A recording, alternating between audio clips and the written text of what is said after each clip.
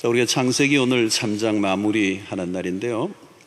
창세기는 우리의 삶의 전체, 우리의 인생을 조망하는 그런 은혜가 있습니다. 우리가 요즘 내비게이션이 있어서 이렇게 길을 찾아가는데도 그 앞만 쳐다보면 길을 잃어볼 수가 있습니다. 전체를 봐야죠. 전체 지도를 보는 게 참 중요한 것처럼 이 건물도 어떤 문제를 해결을 진짜 하려고 하면 전체 설계도가 필요한 때가 있습니다. 가장 근원적인 문제를 찾아내는 것들이죠. 자, 여러분, 우리 인생도 마찬가지입니다. 실수를 반복하면 이유가 있는 거죠. 실수를 계속 반복하고, 나만 실수하는 게 아니고 다른 사람도 똑같은 실수를 하고 있어요. 나만 하는 게 아니라 우리 부모님들도 해요. 대를 이어서 그 실수를 끊임없이 하는 것은 인간 전체의 문제죠. 그것은 부부관계가 어렵다. 그게 오늘 문제가 아니고 나만의 문제가 아니고 모두의 문제. 어쩌면 인류 전체입니다. 아프리카든 서구 사회든 우리 한국 사회든 시골이든 도시든 그 인간이 겪고 있는 갈등의 문제. 그슬로 올라가면 뭐가 있는 거죠. 왜 그렇게 인간은 끊임없이 또 불행을 자초하고 실패를 거듭하는가. 그 안으로 들어가 보면 근원적인 문제가 있는 거죠.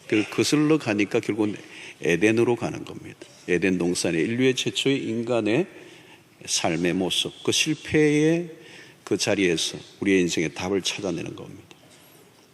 오늘 이제 3장의 끝부분인데요. 선악과를 따먹은 인간이 이제 결국은 하나님의 심판을 받는데 그 심판의 이제 마지막 대목이 에덴에서, 에덴 동산에서 쫓겨나는 장면입니다. 자, 오늘 이 부분에 추방되기 직전의 일이 22절입니다. 22절을 한번 보면 여호와 하나님이 이르시되 보라, 이 사람이 선악을 아는 일에 우리 중 하나같이 되었다. 그가 그의 손을 들어 생명나무 열매도 따먹고 영생할까 하노라 하시고 그랬어요. 여기에 눈에 띄는 대목은 선악을 아는 일에 우리 중 하나같이 되었다 그랬어요. 좀 어려운 대목이긴 합니다만은 처음 뱀이 하와에게 유혹을 할 때 이 선악을 알게 하는 나무를 따먹으면 너의 눈이 밝아질 것이다. 그리고 눈이 밝아지고 하나님과 같이 될 것이다 라는 이 유혹 앞에 선악과를 따먹었어. 자, 이 눈이 밝아져 모든 것을 알게 될 것이다. 선악을 알게 하는 나무라고 그러죠. 이 말은 선을 알 뿐만 아니라 악도 알게 되는 지식.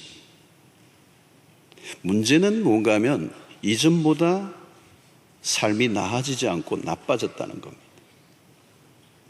몰라도 되는 것까지 알아버린 것이죠. 선만 알아도 되는데 악까지 알게 되는 것.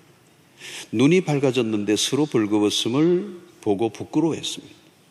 서로에 대해서 판단하는 눈이 생긴 것이죠. 정죄하고 판단하는 눈.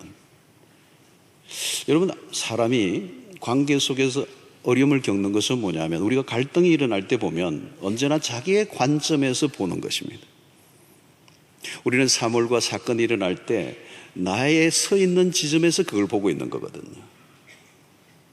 근데 모두 각자가 자기가 서 있는 지점에서 자기의 관점에서 평가를 하는 것입니다. 거기에서 갈등이 일어나는 거예요. 내가 알고 있는 것이 전부다라고 여기면 이 세상은 전쟁터가 되고 마는 거예요. 인간의 한계는 뭡니까? 전체를 볼 수 없다는 거야. 전체를 동시에 볼 수가 없어요. 그러니까 인간의 지식은 한계를 갖고 있습니다. 인간의 지성이 바벨탑을 쌓고 있습니다. 하나님으로부터의 독립선언이에요. 그러나 인간이 가진 지식으로는 구원에 이르지 못합니다. 지식을 가졌는데 불행해진 거예요. 지식을 가졌지만 타락을 막을 수가 없었습니다. 지식을 가졌는데 그 지식으로 하나님으로부터 더 멀어지게 된 것입니다. 그 지식이 하나님이 되어 자기의 머리를 믿고 살아가는 것. 선악을 알게 하는 지식으로는 하나님이 될 수 없습니다. 문제는 하나님이 아닌데 하나님인 줄 착각하고 하나님과 같이 살아가는 인생이 얼마나 불행한지 알 수가 없습니다. 자, 생명나무는 인간이 자기의 손을 뻗어서 그 생명나무의 열매를 따먹으려고 하는 시도를 오늘 이 본문 22절에 얘기하고 있습니다. 자, 여기에서 하나님은 그들의 시도를 막으시죠. 인간의 이치와 범죄를 막으셨습니다. 자, 인간의 시도가 무엇이죠? 문제를 해결하려고 스스로 해결하려고 몸부림을 치는 것입니다. 무엇이 문제입니까? 자구책이요. 하나님 없는 인간의 노력. 하나님으로부터 답을 얻지 않고 인간이 스스로 답을 찾으려고 하는 행위. 하나님의 도움 없는 문제 해결은 없습니다. 죄의 특성이 무엇입니까? 자기 방식대로 살아가려고 하는 태도예요. 내가 하나님이 되려고 하는 시도, 하나님을 찾지 않고 내가 살 길을 찾으려고 하는 태도, 이게 죄의 모습입니다. 힘이 들고 고통 속에 있으면서도 하나님을 찾지 않는 것, 이게 죄예요. 힘이 들고 고통 속에 있으면서도 하나님 앞에 나오면 살 길이 열리는데 끝까지 버티는 것. 여러분, 세상을 보십시오. 온갖 방법들로 가득해요. 행복에 이르는 10가지 비결 등등. 손쉬운 문제 해결의 길을 알려준다고 얘기를 합니다. 그러나 여러분, 인간은 근본적인 문제에 대해서 해결의 능력이 없습니다. 만약 가끔 누군가 알려주겠다고 한다면 그건 사이비이고 그런 가짜일 가능성이 많아요. 자, 왜 하나님은 생명나무를 따먹지 못하게 하셨는가? 생명나무의 열매를 먹으면 어떻게 되는 것입니까? 죄인이, 이미 죄를 지은 죄인으로서 인류에게 저주가 찾아왔는데 생명나무를 먹고 죽지 않는다면, 육체가 죽지 않는다면 그거야말로 저주죠. 죄인이 죽지 않고 영원히 살면 어떻게 되는 것입니까? 요즘 고령화사회에서 새로운 이슈가 등장합니다. 그 이슈는 얼마나 오래 사느냐가 아니라 어떤 삶의 퀄리티를 가지고 오래 살 것이냐, 이게 주제예요. 오늘 하나님은 왜 생명나무를 먹지 못하게 영생할까 하노라. 여러분, 인간이 죄를 범함으로 저주가 찾아왔습니다. 교통이 찾아왔고 삶이 힘들어졌습니다. 수고하고 힘겹게 살아야 합니다. 육체적 정신적 아픔이 이루 말할 수 없습니다. 산다는 게 얼마나 힘든 것입니까?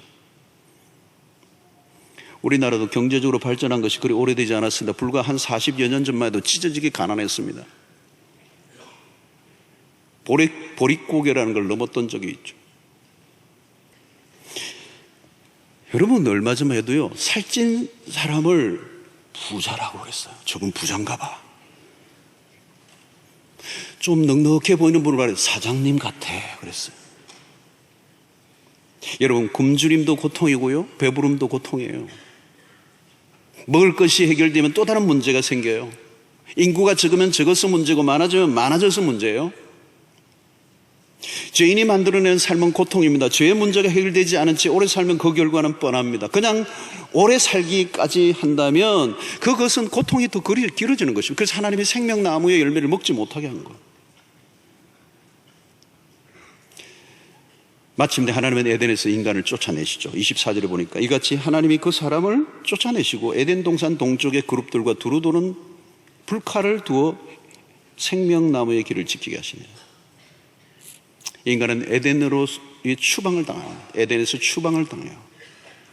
밀턴의 표현대로 실라권이. 인간이 겪는 모든 고통이 구체적으로 시작됩니다. 죄로 인하여 가져온 후폭풍은 그세요. 에덴에서 쫓겨남으로 인류는 영원히 아웃사이더가 됩니다. 여러분, 에덴에서 쫓겨나면 어디죠? 그게 광야입니다. 오늘 인류가 광야에 사는 거예요. 하나님으로부터 쫓겨난, 에덴에서 추방된 모든 인간은 아웃사이드예요. 우리는 걸어다니기 때문에 이 세상이 넓다고 생각하지만 모든 사람들은 어딘가 갇혀있는 노예적 삶을 사는, 에덴에서 쫓겨난 인간은 끝없는 유랑의 삶, 노숙자의 삶, 나그네의 삶, 고아적 삶입니다. 여러분, 여행이 즐거운 것은 돌아갈 집이 있기 때문이라는 말을 하지 않아요. 하나님으로부터의 고립은 혹독합니다. 하나님의 보호와 공급이 끊긴 곳. 저주는 무엇입니까? 인간이 혼자 힘으로 스스로 살아가는 것, 그게 저주예요. 여러분, 혼자의 힘으로 산다는 것은 간단한 문제가 아닙니다. 죄를 지은 이후 인간의 삶은 결함투성이에요. 모순투성입니다. 뿐만 아니라 인간이 살아가는 환경 자체가 척박하고 거칩니다. 죽으라고 일을 해도 얻는 소득은 적어요. 그것만이 아닙니다. 주변에 상황이 악한 자들이 많아요.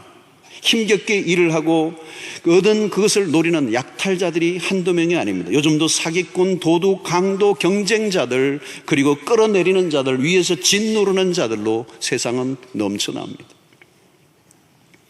에덴을 떠난 인간은 외롭습니다. 그냥 외로움 정도가 아니요, 존재론적 외로움에 병들어 있는 겁니다. 관계가 다 단절되어 있어요. 함께 사는 것도 힘들고 홀로 사는 것도 어려워. 즐거움과 행복은 아주 짧고 아픔과 시련은 깁니다. 매일의 삶이 전투예요. 삶을 바꾸기 위한 인간의 노력은 계속되지만 알고 보면 언제나 원점입니다. 인류 역사를 보십시오. 언제나 돌고 돕니다. 새로운 게 하나도 없어요. 나는 대단한 일을 이뤘다고 자랑하고 있을지 모르지만 누군가 한 것에 흉내를 내는 것에 불과합니다. 새롭다고 여길 뿐이지 새로운 것은 아무것도 없습니다. 전도서의 기자가 뭐라고 얘기합니까? 해 아래에 새 것이 없도다. 다른 것 같지만 비슷해요. 사람들은 변화와 진보를 꿈꾸지만 언제나 실패합니다. 그 사람이 그 사람이에요. 왜 그렇습니까? 죄 때문에. 죄인은 나이가 들어도요, 죄인이에요. 성도 여러분, 여러분들 가운데 혹시 100% 완전한 만족을 한 분이 계십니까? 하나님이 그렇게 만들어 놓지 않았어요.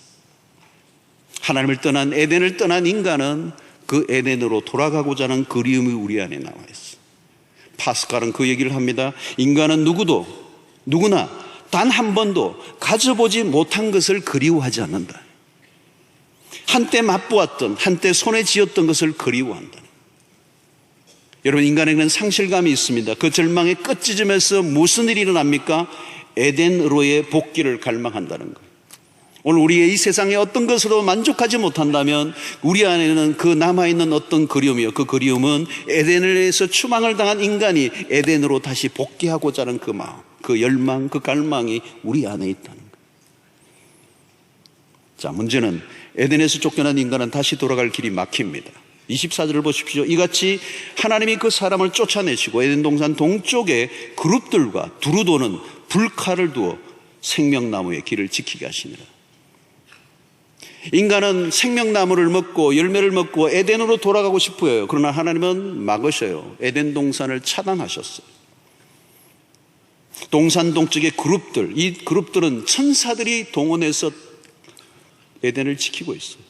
두루 도는 불칼은 뭡니까? 360도 회전하는 칼이에요. 불칼, 빈틈이 없이 지키고 있다.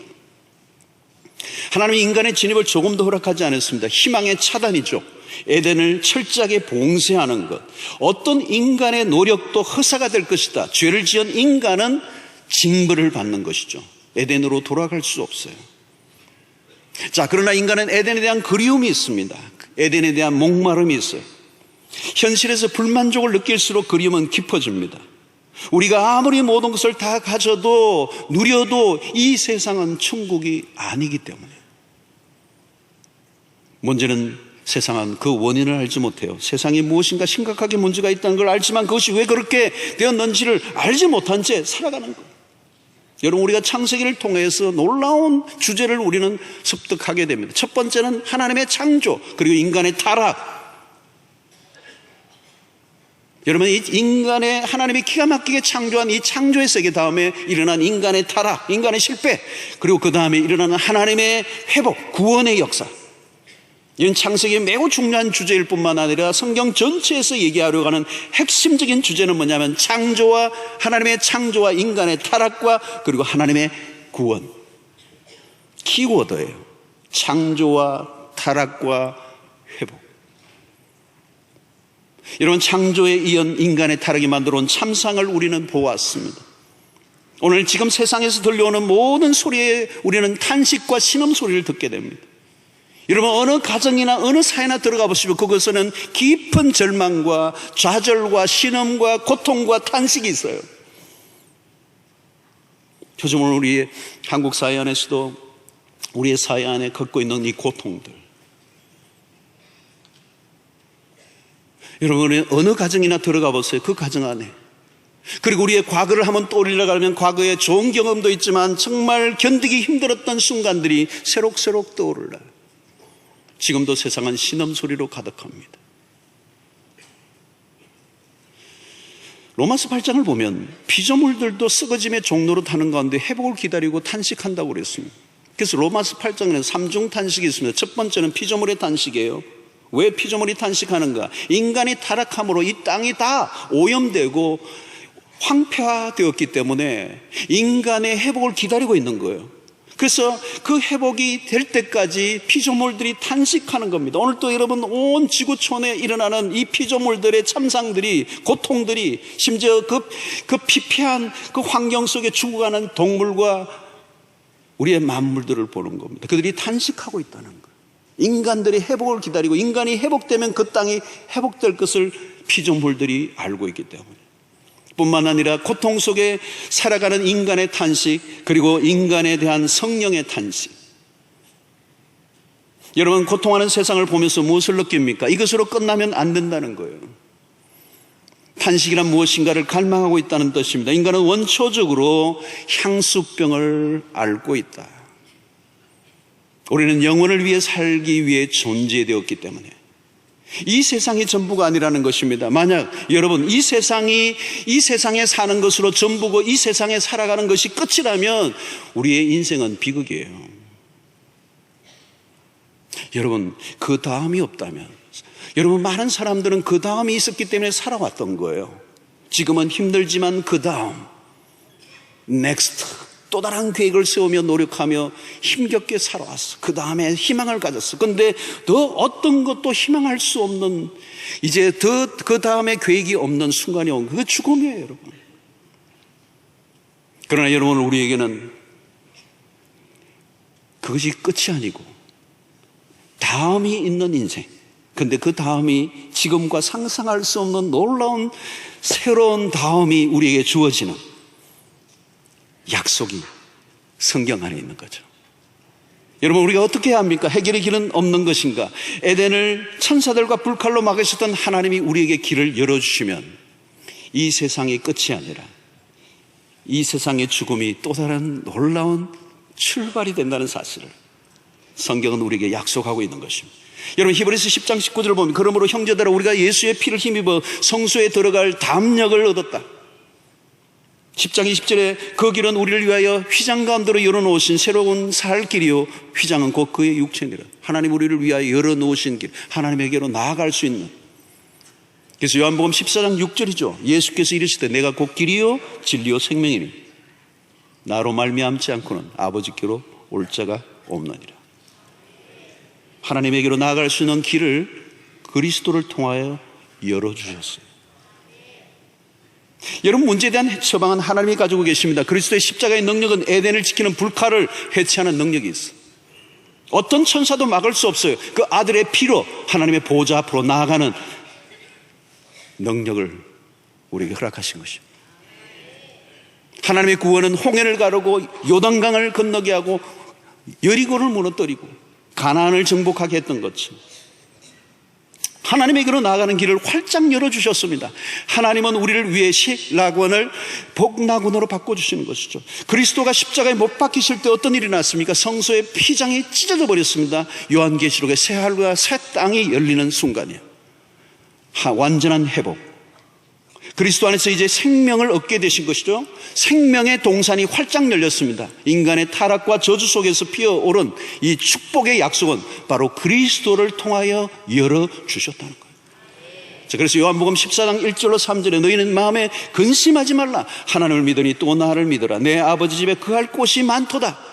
그렇지 아니하면 너희에게 일렀으리라. 내가 너희를 위하여 거처를 예비하러 가노니 가서 너희를 위하여 거처를 예비하면 내가 다시 와서 너희를 내게로 영접하여 나 있는 곳에 너희도 있게 하리라 그랬어요. 여러분, 내 아버지 집에 거할 곳이 많도다. 천국을 약속하고 있는 거죠. 여러분, 우리가 이제 할 일은 하나님이 열어놓으신 길을 선택하면 됩니다. 그래도 내가 갈 길을 가겠다고 하면 불행해지는 거예요. 여러분, 기독교 신앙은 내세적인 거예요. 현실이 아니에요. 여기에서 이 땅에서 잘 먹고 잘 살고 다리 뻗고 사는 것이 우리의 목표가 돼요. 여러분, 바울 사도를 어떻게 설명하게 있습니까? 독신으로 끊임없이 감방을 오가며, 그리고 지하의 습기 찬 곳에서 감옥에서 고문을 당하고 죽을 고비를 수도 없이 넘기고 배고프고 파산하고 그러나 여러분, 그런 불행한 사람이 아니었어요. 그는 오늘 이게 표현처럼 그 영광의 날을 기다리고 있는 거죠. 여러분, 로마서 8장 18절을 보십시오. 로마서 8장은 기가 막힌 것이지만 로마서 8장 18절에 이런 말씀은, 생각하건대 현재의 고난은 장차 우리에게 나타날 영광과 비교할 수 없도다. 여러분, 바울 자신이 현재의 삶의 고난은 말로 다 할 수가 없었어요. 인간적으로 보면 불행한 게 사람 같던 사람이었지만 그 고난, 내가 당하고 있는 현재의 고난은 장차 우리에게 나타날 영광과 비교할 수 없도다. 장차 우리에게 나타날 천국의 그 영광을 맛보면 오늘 우리의 고난은 아무것도 아니라는 거예요. 교부 크리스토스돔이 그런 얘기를 했습니다. 이 땅에 살아가는 모든 사람들이 겪었던 모든 고난을 다 묶어도 하나님의 나라의 단 1초의 영광에도 비교가 안 된다는 거예요. 그 정도로 하나님의 영광은 강력한 것이라는 거예요.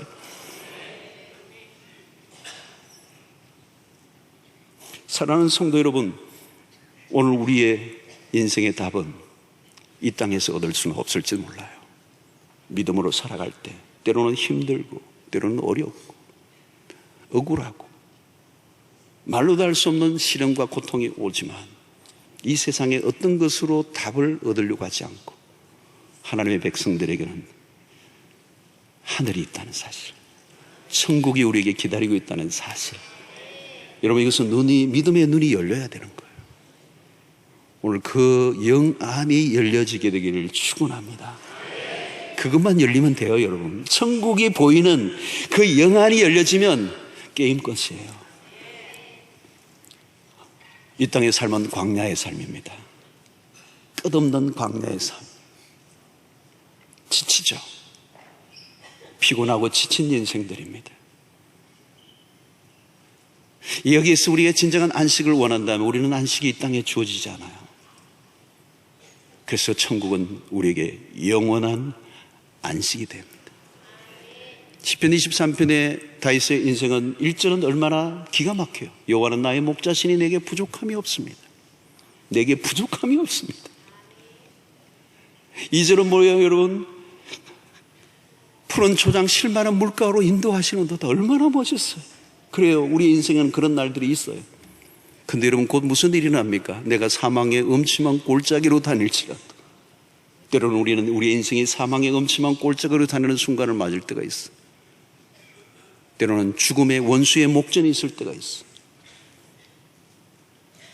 그러나 그럼에도 불구하고 여호와께서 우리와 함께 하심으로 해를 두려워하지 않는다.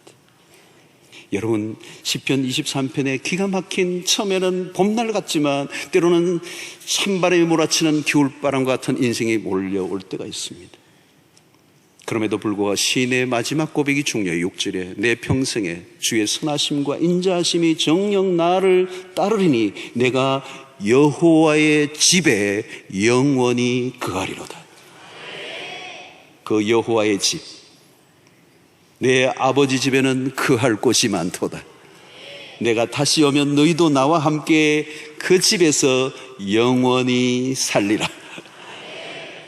사랑하는 성도 여러분, 이 세상에서는 우리의 답이 없어요. 그리고 이 세상이 끝이냐면 우리는 그 삶은 비극입니다. 그러나 천국이 우리에게 있다면 이 땅의 삶이 아무리 고통스러워도 하나님의 나라의 그 영광의 그 빛 앞에서 우리의 모든 고통과 그리고 모든 한숨을 하나님이 기쁨으로 바꿔주시는 그날이 올 줄로 믿습니다. 이 천국의 소망으로 가득 채워지는 역사가 있기를 바라고, 이 길을 그리스도가 여셨습니다.